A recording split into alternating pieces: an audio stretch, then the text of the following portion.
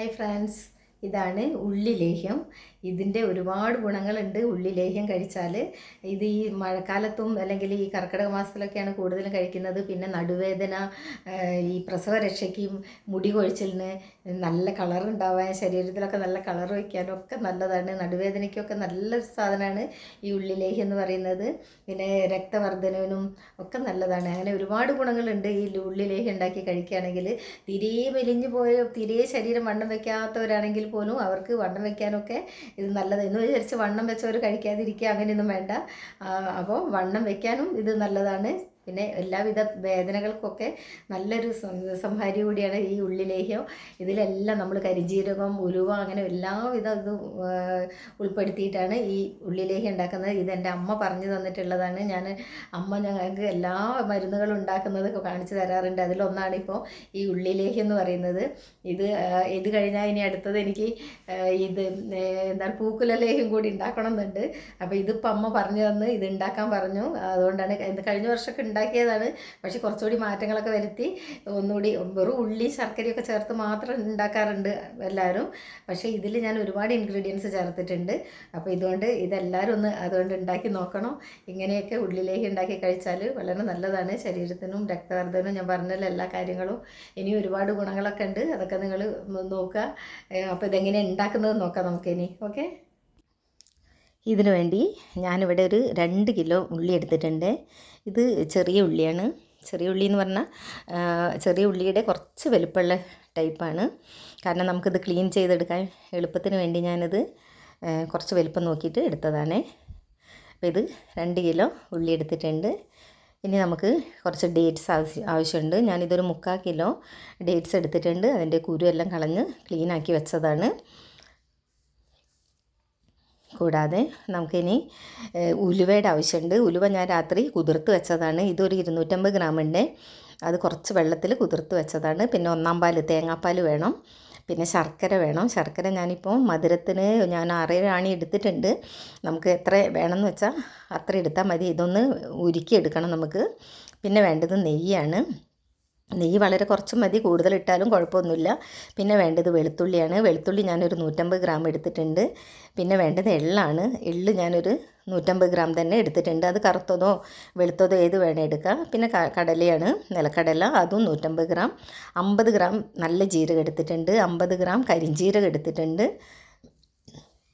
പിന്നെ ഒരു 15 ഏലക്കായ എടുത്തിട്ടുണ്ട്. കൂടാതെ ഒരു സ്പൂണ് കുരുമുളകും ഒരു 250 ബദാമും കൂടി എടുത്തിട്ടുണ്ട്. 250 150 എത്ര വേണമെങ്കിലും നിങ്ങൾക്ക് ഉപയോഗിക്കാവുന്നതാണ്. അതുകൂടാതെ നമുക്ക് ആവശ്യമുള്ളത് ഇനി ഡ്രൈ ജിഞ്ചർ പൗഡറാണ്, ചുക്കുപൊടി. അതൊരു 2 ടീസ്പൂണിൻ്റെ ആവശ്യമുണ്ട്. കൂടാതെ 2 കഷ്ണം പട്ടയുടെ ആവശ്യമുണ്ട്. അതുകൂടാതെ 2-3 ഗ്രാമ്പു, ഒരു 3 ഗ്രാമ്പോ 3-4 ഗ്രാമ്പും കൂടി ആവശ്യമുണ്ട്. ഇതെല്ലാം നമുക്കൊന്ന് ചൂടാക്കി പൊടിച്ചെടുക്കണം. എല്ലാം സെപ്പറേറ്റ് ആയിട്ട് എടുത്താലും കുഴപ്പമില്ല. അതല്ലെങ്കിൽ ഓരോന്ന് ഒന്നിച്ചിട്ടിട്ട് ബദാമും കടലയ്ക്ക് ഒന്നിച്ചിട്ടിട്ട് ചൂടാക്കി എടുക്കണമെങ്കിൽ അങ്ങനെയും ചെയ്യാൻ പറ്റും. ഇനി നമുക്ക് ഇതൊന്ന് മാറ്റി വെക്കാം. ഇനി നമുക്ക് എന്താ ചെയ്യേണ്ടത്, ഒരു കുക്കർ എടുക്കണം. കുക്കർ എടുത്തതിന് ശേഷം കുക്കറിലേക്ക് നമുക്ക് ഉള്ളി ചേർത്ത് കൊടുക്കാം. ഇതൊക്കെ ഒന്ന് മാറ്റി വെക്കാം.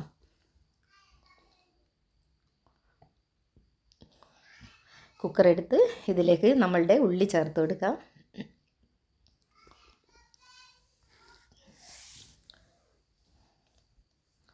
നന്നായി വാഷ് ചെയ്ത് എടുത്തു വെച്ച ഉള്ളിയാണ്.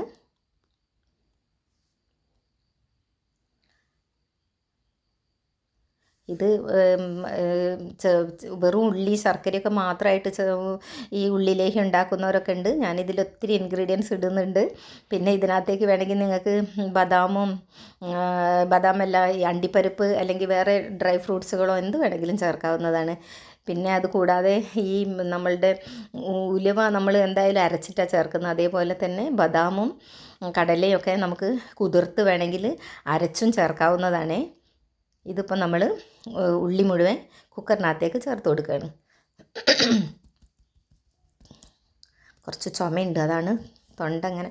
ഇനി വെളുത്തുള്ളി മുഴുവനായിട്ട് നമുക്ക് ചേർത്ത് കൊടുക്കാം. നമ്മളുടെ 150 ഗ്രാം വെളുത്തുള്ളി എടുത്തത് അതും കൂടി ചേർത്ത് ഡേറ്റ്സും കൂടി ഇതിനകത്തേക്ക് ഇട്ട് കൊടുത്ത് ഇനി ഞാൻ ഇതിനകത്തേക്ക് എടുക്കുന്നത് 2-ാം പാലാണ്. എല്ലാവരും വെള്ളത്തിലൊക്കെ വേവിച്ചെടുക്കുന്നവർ കണ്ടിട്ടുണ്ട്. പക്ഷേ നമുക്ക് അതിൻ്റെ ആവശ്യമില്ല. കാരണം നമ്മൾ എന്തായാലും 1-ാം പാൽ എടുക്കും. അപ്പോൾ അതിൻ്റെ ബാക്കി ചണ്ടി കൊണ്ട് നമുക്ക് കുറച്ചുകൂടി വെള്ളം ഒഴിച്ചാൽ 2-ാം പാൽ കിട്ടും. അപ്പോൾ ആ 2-ാം പാലിലാണ് ഞാനെല്ലാം വേവിച്ചെടുക്കുന്നത്. ഇത് ഒത്തിരി വെള്ളമൊന്നും വെക്കേണ്ട, കാരണം ഒത്തിരി തേങ്ങാപ്പാലൊന്നും ഒഴിക്കേണ്ട. കാരണം ഇതിനകത്തൊന്നും ഉള്ളിൽ നിന്നൊക്കെ വെള്ളം ഇറങ്ങി വരും. പിന്നെ നമുക്ക് വിരകുന്ന സമയത്ത് ഭയങ്കര ബുദ്ധിമുട്ടായിരിക്കും. ഇനി ശർക്കര നമുക്ക് കനിയാൻ എന്താണ് പറയുക, ഉരുക്കാൻ വയ്ക്കാം. കുറച്ച് അതും ഞാൻ തേങ്ങാപ്പാലിനകത്ത് തന്നെയാണ് ഉരുക്കാൻ വയ്ക്കുന്നത്. 2-ാം പാലിനകത്ത് നമ്മളുടെ ഉള്ളിയും ഇത് കുക്കറിൽ ചേർത്തത് നമുക്ക് അടുപ്പത്തേക്ക് വെച്ച് കൊടുക്കാം. അതേപോലെ ശർക്കരയും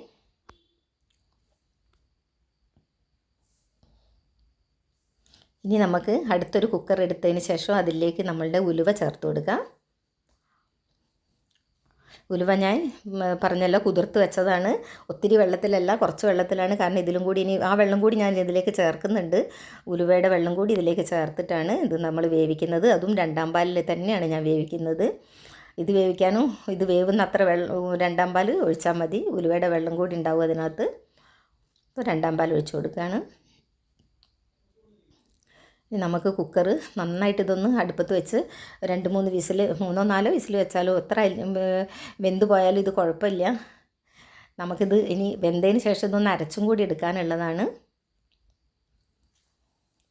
നന്നായിട്ട് ഇളക്കി നമ്മൾ 3 അടുപ്പത്തും ഇതുണ്ട്. ഒന്നിനകത്ത് ഉള്ളി, ഡേറ്റ്സ്, വെളുത്തുള്ളി എല്ലാം കൂടി വേവാൻ വെച്ചതാണ്. വേറെ ഒരു അടുപ്പത്ത് ശർക്കര ഉരുക്കാൻ വെച്ചിട്ടുണ്ട്. മറ്റേ അടുപ്പത്ത് ഞാൻ ഉലുവ വേവാൻ വെച്ചിട്ടുണ്ട്. അപ്പോൾ ഇത് 3 അടുപ്പ് എൻ്റെത് ഫുള്ളാണിപ്പം. ഇനി ഉലുവ വെന്തതിന് ശേഷം തണുക്കാൻ വെക്കണം. തണുത്തതിന് ശേഷം നമുക്കിത് അരച്ചെടുക്കേണ്ടതുണ്ട്. ഉലുവ നല്ല ഫൈനായിട്ട് അരച്ചെടുക്കണം. ഇനി നമുക്ക് ആ സമയം കൊണ്ട് അതെല്ലാം വേവുന്ന സമയം കൊണ്ട് ഒരു ചീനച്ചട്ടി അടുപ്പത്ത് വെച്ച് നമുക്ക് ബദാം ഒന്ന് ചൂടാക്കി എടുക്കാം. ബദാം ചൂടായതിന് ശേഷം അത് മാറ്റി വയ്ക്കുക. ബദാമെല്ലാം നല്ല ക്ലീനാക്കി എടുക്കണം. എവിടേക്കോ ഇട്ട് ഉണക്കുന്നതൊക്കെയാണ്. അതുകൊണ്ട് നിങ്ങൾ ഇതൊക്കെ ഒന്ന് കഴുകിയതിന് ശേഷം കുട്ടികൾക്ക് കഴിക്കാൻ കൊടുക്കുകയാണെങ്കിലും വലിയൊരു കഴിക്കുകയാണെങ്കിലും ഒക്കെ ഒന്ന് ക്ലീൻ ചെയ്തിട്ട് എടുക്കുക. ഇനി നമുക്ക് കടലയും കൂടി അതുപോലെ ചൂടാക്കി എടുക്കാം. ഇതിൻ്റെ മോയ്സ്ചറൊന്ന് പോകുന്നവരെ ചൂടായാൽ മതി. ഒത്തിരി ചൂടാവണമെന്നൊന്നുമില്ല. അതും നമുക്ക് മാറ്റി വയ്ക്കുക. ഇത് വറുത്തതിന് ശേഷം ഒത്തിരി വറുത്ത് വരണം അങ്ങനെയൊന്നുമില്ല, ഒന്ന് ചൂടായാൽ മതി. പിന്നെ ഇതെല്ലാം എനിക്ക് എൻ്റെ അമ്മ ആണ് പറഞ്ഞു തന്നിട്ടുള്ളത്. പിന്നെ ഞാൻ പറഞ്ഞല്ലോ ഇത് കടലയും ഇതെല്ലാം നമുക്ക് അരച്ചെടുക്കണമെങ്കിൽ അരച്ചെടുക്കാവുന്നതാണ്. കാരണം ചിലർക്കെല്ലാം അരച്ചെടുക്കുന്നതാണ് ഇഷ്ടം. അങ്ങനെ വേണമെങ്കിലും ചെയ്തെടുക്കാം. ഞാൻ പക്ഷേ ഇങ്ങനെ വറുത്തതിന് ശേഷം പൊടിച്ചെടുക്കുക ചെയ്യുന്നത്. അപ്പോൾ ഈ പൊടിച്ചെടുക്കുന്ന സമയത്ത് നമുക്കൊരു കുറച്ചൊന്നിങ്ങനെ ആ ലേഹ്യത്തിനകത്ത് കടിക്കാൻ ഇങ്ങനെ കിട്ടും. കുറച്ച് അത് ഒരുപാട് ഫൈനായിട്ട് പൊടിക്കണമെന്നൊന്നുമില്ല. ഒന്ന് പൊടിഞ്ഞ് നന്നായിട്ട് പൊടിഞ്ഞിട്ടുണ്ടെങ്കിലും അതിൽ ചെറുതായിട്ടുള്ള തരികളൊക്കെ ഉണ്ടാവും. അപ്പോൾ അത് കഴിക്കുന്ന സമയത്തൊരു സുഖം ഉണ്ടാവും നമുക്ക് അത് കഴിക്കാനായിട്ട്.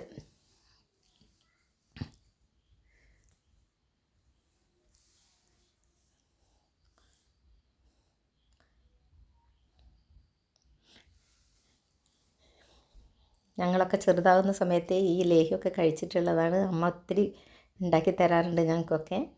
പിന്നെ തീരെ വണ്ണം വെക്കാത്ത കുട്ടികൾക്ക് ഇത് ബെസ്റ്റാണെന്ന് ഞാൻ 100% പറയാം. ഇനി നമ്മൾ ചീനച്ചട്ടിക്കകത്ത് ജീരകവും കരിഞ്ജീരകവും പട്ട എല്ലാ ബാക്കി ഇൻഗ്രീഡിയൻസും ഇതിനകത്തിട്ട് ഇതൊന്ന് നന്നായിട്ട് ചൂടാക്കിയെടുക്കാം. ഇതും കൂടി ചൂടാക്കിയെടുത്തിട്ട് പിന്നെ ഇത് ഇതിന് മുമ്പ് ഇത് എല്ലാം കല്ലെല്ലാം അരിച്ച് കഴുകി ഉണക്കിയതാണ് ഞാനിത്. അല്ലാതെ ഇങ്ങനെ പെട്ടെന്ന് എടുത്തിട്ടതെല്ലാം കല്ലുണ്ടാവും. എള്ളിനകത്തൊക്കെ എന്തായാലും കല്ലുണ്ടാവും. അപ്പോൾ അതെല്ലാം നിങ്ങൾ നോക്കിയിട്ട് ചേർക്കുക. ഇതൊക്കെ ഒന്ന് ചൂടായാൽ മതി. ഇതൊന്നും ഒത്തിരി അങ്ങ് ചൂടായി അങ്ങ് പൊട്ടി വന്ന് അങ്ങനെയൊന്നും ആവശ്യമില്ല. ഒന്ന് നന്നായിട്ട് ചൂടായാൽ തന്നെ നമുക്കിതൊക്കെ പൊടിച്ചെടുക്കാൻ പറ്റും.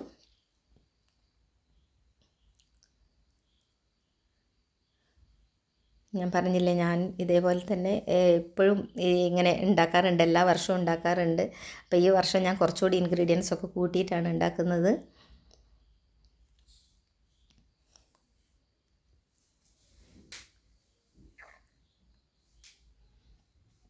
ഇനി നമ്മളുടെ ഉലുവ എന്തായെന്ന് നോക്കാം. വെന്ത് വന്നിട്ടുണ്ട്, തണുത്തും വന്നിട്ടുണ്ട്. കണ്ടോ, നന്നായിട്ട് വെന്തിട്ടുണ്ട്, തണുത്തിട്ടുണ്ട്. ഇനി നമുക്കിത് ഒരു മിക്സിയുടെ ജാറിലേക്ക് ഇട്ടിട്ട് ഒന്ന് അരച്ചെടുക്കാം.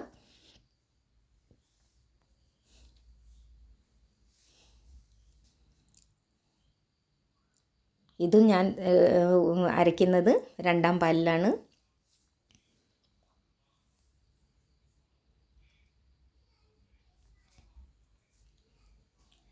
നന്നായിട്ട് ആവശ്യത്തിന് 2-ാം പാൽ ചേർത്ത് അരച്ചെടുക്കുക.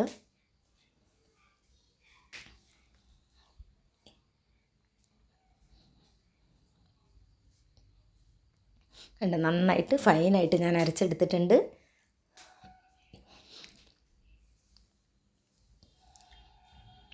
കണ്ടോ, ഇനി ബാക്കിയുള്ളതും കൂടി നമുക്ക് ഇതേപോലെ തന്നെ അരച്ചെടുക്കാം. ഇപ്പം ഞാൻ ഫുള്ളായിട്ട് അരച്ചെടുത്തിട്ടുണ്ട്, നല്ല ഫൈനായിട്ട് തന്നെ അരച്ചെടുത്തിട്ടുണ്ട്. ഇനി നമ്മളുടെ ഉള്ളി ഒന്ന് തുറന്ന് നോക്കാം. നമ്മൾ കുക്കർ തുറന്ന് നോക്കി, ഇത് കണ്ടോ നന്നായിട്ട് വെന്ത് വന്നിട്ടുണ്ട്. എല്ലാ ഉള്ളിയും ഡേറ്റ്സും എല്ലാം നന്നായിട്ട് വെന്തിട്ടുണ്ട്. കൂടാതെ അതിനകത്തുള്ള വെള്ളമെല്ലാം ഇറങ്ങി വന്നിട്ടുണ്ട്. കണ്ടോ, ഇത് നമ്മൾ ഇതിനകത്ത് തന്നെ ഇട്ടിട്ട് നമുക്ക് നന്നായിട്ട് ഉടച്ചെടുക്കാൻ പറ്റുന്നതാണ്. ഒന്ന് നന്നായിട്ട് ഉടച്ചെടുക്കുക. പക്ഷേ ഞാൻ ഇത്ര ഉടച്ചാലും ഇതിനകത്ത് ഇങ്ങനെ ചെറിയ തരികളൊക്കെ കാണും. അപ്പോൾ അതുകൊണ്ട് ഞാൻ എന്ത് ചെയ്തു, ഇതൊന്നുകൂടി മിക്സിക്കകത്ത് ഇട്ടിട്ട് അരച്ചെടുത്തു. തണുത്തതിന് ശേഷം മിക്സിക്കകത്തിട്ട് അരച്ചെടുത്തതാണിത്. അത് നന്നായിട്ട് അരച്ചെടുത്തിട്ടുണ്ട്. ഇനി ഇതിലേക്ക് നമുക്ക് നമ്മളുടെ അരച്ച് വെച്ച ഉലുവ ചേർത്ത് കൊടുക്കണം. അരച്ച് വെച്ച ഉലുവയും കൂടി ചേർത്ത് കൊടുക്കുക. നന്നായിട്ട് മിക്സ് ചെയ്ത് കൊടുക്കുക. ഇനി ഇതിലേക്ക് ശർക്കര ഉരുക്കിയതും കൂടി ഒഴിച്ചു കൊടുക്കുക. ശർക്കരയിൽ കല്ലൊക്കെ ഉണ്ടാവും, അതുകൊണ്ടാണ് അരിച്ചിട്ട് മാത്രം ഒഴിച്ചു കൊടുക്കാൻ പാടുള്ളൂ. നന്നായിട്ട് ഇളക്കി കൊടുക്കുക. നന്നായിട്ട് എല്ലാം നന്നായിട്ട് മിക്സ് ആവണം.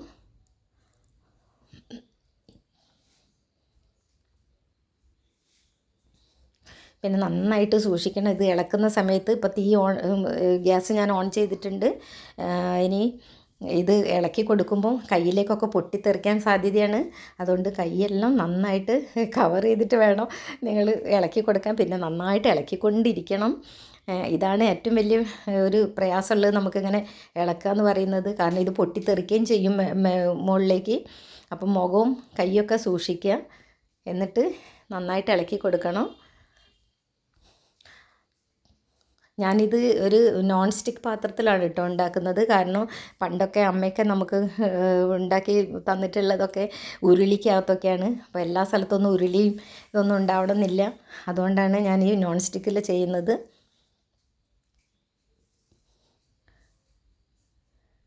ഇനി നമുക്ക് 2-ാം പാൽ 1-ാം പാൽ ഒഴിച്ച് കൊടുക്കാം. 2-ാം പാലൊക്കെ കഴിഞ്ഞു, ഇനിയിപ്പോൾ 1-ാം പാലാണ്. 1-ാം പാൽ ആവശ്യത്തിന് ചേർത്ത് കൊടുക്കുക.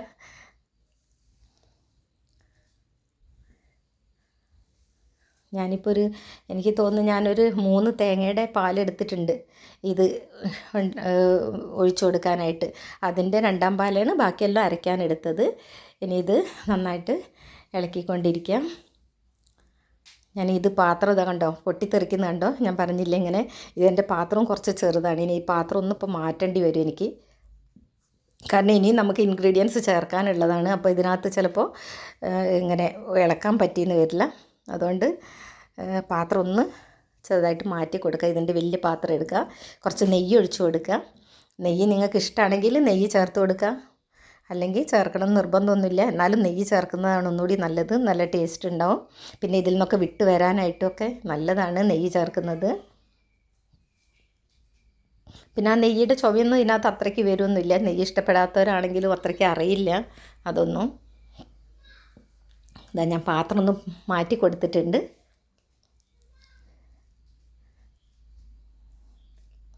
കാരണം വലിയൊരു പാത്രത്തിലേക്ക് മാറ്റി കൊടുത്തിട്ടുണ്ട്. ഇനി ഇതിലേക്ക് നമുക്ക് ബദാം അരച്ച ഇതെല്ലാം ചേർത്ത് കൊടുക്കാം. അണ്ടിപ്പരിപ്പ് ഉണ്ടെങ്കിൽ അണ്ടിപ്പരിപ്പും ചേർത്ത് കൊടുക്കാം, അല്ലെങ്കിൽ ബാക്കി നട്ട്സുകളൊക്കെ ചേർത്ത് കൊടുക്കാം. കടല പൊടിച്ചതും ജീരകം, എള്ള് എല്ലാം പൊടിച്ചത്, എല്ലാ പൊടികളും നമ്മൾ ഇതുവരെ പൊടിച്ചു വെച്ച എല്ലാ സാധനങ്ങളും ഇതിനകത്തേക്ക് അങ്ങ് ചേർത്ത് കൊടുക്കുക. ഇനി നമുക്കിതിലേക്ക് ഏലക്കായ് പൊടിയും എല്ലാം ചേർക്കുക. ഒന്നും ഇനി ബാക്കി വെക്കേണ്ട ആവശ്യമില്ല, എല്ലാം ചേർത്ത് നന്നായിട്ട് ഇളക്കി കൊടുക്കുക. കൈവിടാതെ ഇളക്കി കൊടുക്കണം.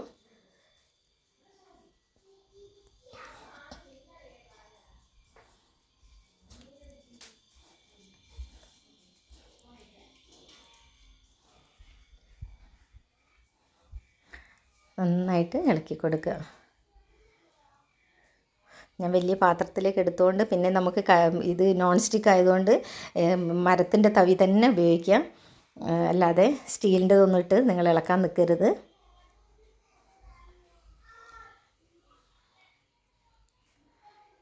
ഇനി ഇതിലേക്ക് നമുക്ക് ജിഞ്ചർ പൗഡറും കൂടി ചേർക്കാനുണ്ട്.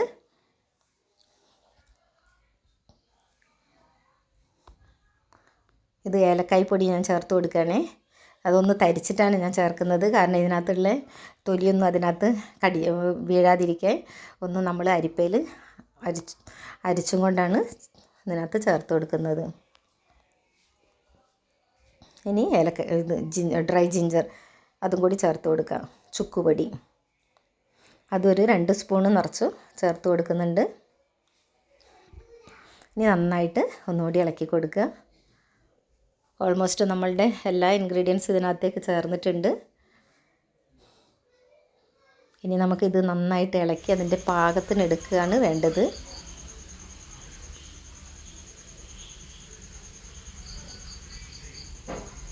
നന്നായിട്ട് ഇളക്കിക്കൊണ്ടിരിക്കുക. ഇതിപ്പോൾ ഓൾമോസ്റ്റ് എല്ലാം റെഡി ആയിട്ടുണ്ട്. ഇനി ഇത് ഗ്യാസ് ഓഫ് ചെയ്യാം. ഗ്യാസ് ഓഫ് ചെയ്തതിന് ശേഷം നമുക്കിത് തണുത്തതിന് ശേഷം കുപ്പികളിലാക്കി സൂക്ഷിക്കാവുന്നതാണ്. പുറത്ത് വെക്കേണ്ട, ഫ്രിഡ്ജിൽ വെച്ചോളൂ. പുറത്ത് വെച്ചാൽ ചിലപ്പോൾ പൂപ്പലൊക്കെ വരാൻ സാധ്യതയുണ്ട്.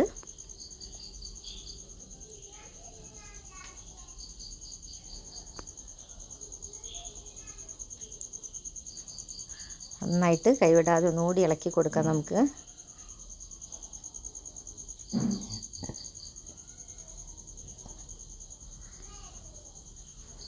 ഇതിൻ്റെ കറക്റ്റ് പാകം ഞാൻ കാണിച്ചു തരാം എങ്ങനെയാണെന്ന്.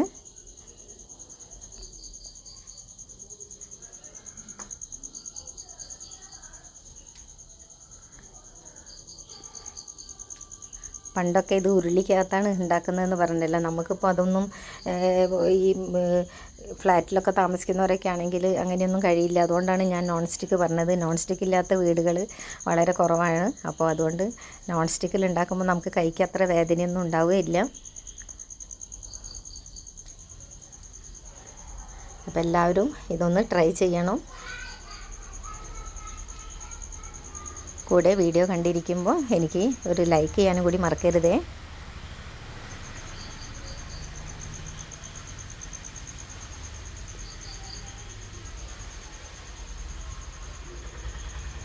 നന്നായിട്ട് ഇളക്കി കൊടുക്കുക. നന്നായിട്ടെന്ന് പറഞ്ഞാൽ ഇത് കൈവിടാതെ ഇളക്കണം. ഇത് നോൺ സ്റ്റിക്ക് ആയതുകൊണ്ടാണ് ഞാൻ പറഞ്ഞല്ലോ അത്രയൊരു പ്രയാസം തോന്നാത്തത്.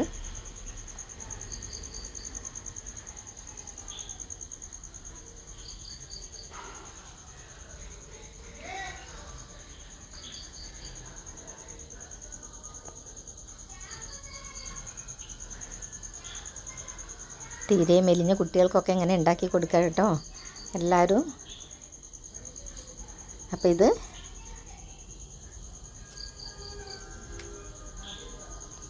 കണ്ടോ എല്ലാം പാകമായി വന്നിട്ടുണ്ട്. കണ്ടോ ഇങ്ങനെ ഇതിൽ നിന്ന് വിട്ട് വരുന്ന ഇതാണ് ഇതിൻ്റെ പാകം എന്ന് പറയുന്നത്. കണ്ടോ ഇതിങ്ങനെ രണ്ടും തമ്മിൽ കൂടി പോകാൻ പാടില്ല. അപ്പോൾ കണ്ടോ ഇങ്ങനെ ഇളക്കുന്ന സമയത്ത് അതിൽ നിന്നൊന്നിങ്ങനെ വിട്ട് വരും. ഒത്തിരി അങ്ങ് കുറേ സമയം വെച്ചിരുന്നാൽ അത് കല്ല് പോലെയായി പോവും. അപ്പോൾ ഈ പാകത്തിന് തന്നെ എടുക്കുക, അല്ലെങ്കിൽ ഇങ്ങനെ കല്ല് പോലെയായി പോവും. തിന്നാൻ പറ്റില്ല, നമുക്ക് കഴിക്കാനേ പറ്റില്ല. ഇതൊരു പാകം കറക്റ്റാണ്. പിന്നെ തണുത്തതിന് ശേഷം ഇത് എല്ലാവരും കുപ്പിയിലൊക്കെ ആക്കി വെച്ച് സൂക്ഷിച്ച് എല്ലാവരും ഉണ്ടാക്കുക.